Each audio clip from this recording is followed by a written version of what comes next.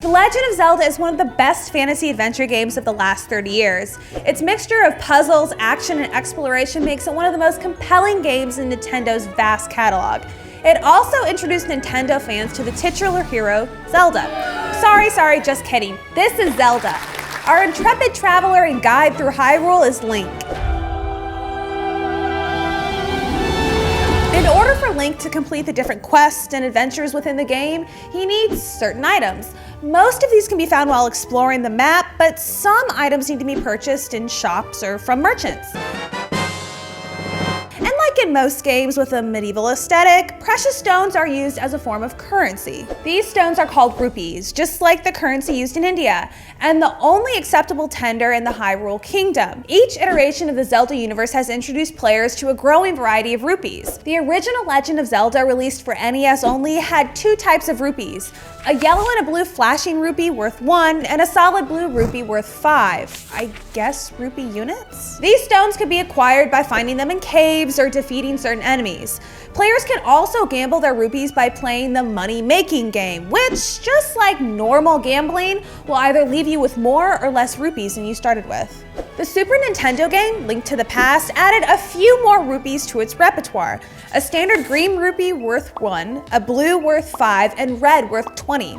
There were even some rare greens that were worth up to 300 rupee units. The extremely popular Zelda game, Ocarina of Time, introduced fans to an even wider variety of rupee colors, including purple, yellow, and orange. Most subsequent Zelda games use a roster of rupees that exist in this iteration. The value can change slightly, but these are generally the colors and values found in other versions of the game. Ocarina of Time also added the rupee wallet to the mix. This item is less of a wallet and more of a little brown sack that contains any rupees Link may acquire on his adventure. The introduction of the rupee wallet also added the limitation of how many rupees you could possess based on the size of your wallet. Luckily for Link, the wallet can be upgraded to hold more and more as time goes on. A constant throughout all Zelda games has been using rupees to purchase items. Some versions allow you to use rupees to pay off certain characters for information. Yes, bribery is an option in Zelda. Or you can play games where you can win even more rupees.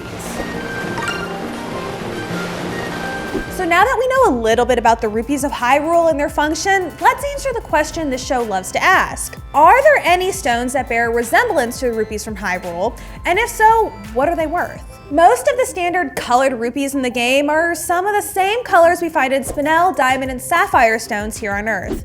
But given their absence and use for trading pretty standard items like food, clothes, and weapons, we can assume with confidence that these rupees are probably not diamonds, since they're pretty rare in their colorless form and even rarer in some of their colored forms. That just leaves spinel and sapphire, which are comparable in price. And if the environment in Hyrule produces these two gems at a rate that's higher than they're produced here on Earth, these stones may be a viable option for currency. Sapphire is the gemstone variety of the mineral corundum that comes in a variety of colors due to the different impurities it contains. For example, blue sapphires contain titanium or iron, while red sapphires, called rubies, contain chromium. The color-causing elements in sapphire, like iron and chromium, actually carry a positive charge and are sometimes slightly bigger or smaller than the atoms surrounding them. These factors change the way light interacts with the gemstone, resulting in the absorption of certain colors or wavelengths of light. Your eye only sees the light that isn't absorbed, making the gemstone appear a specific color. And since some impurities are more rare than others, it would explain why purple and orange stones are more valuable than the green ones. Have you ever used sapphire gemstones to pay Domadak and Prison in the Dueling Peak stable to learn the secrets of Misko's treasure? If so, let us know in the comments below, and don't forget to like and subscribe.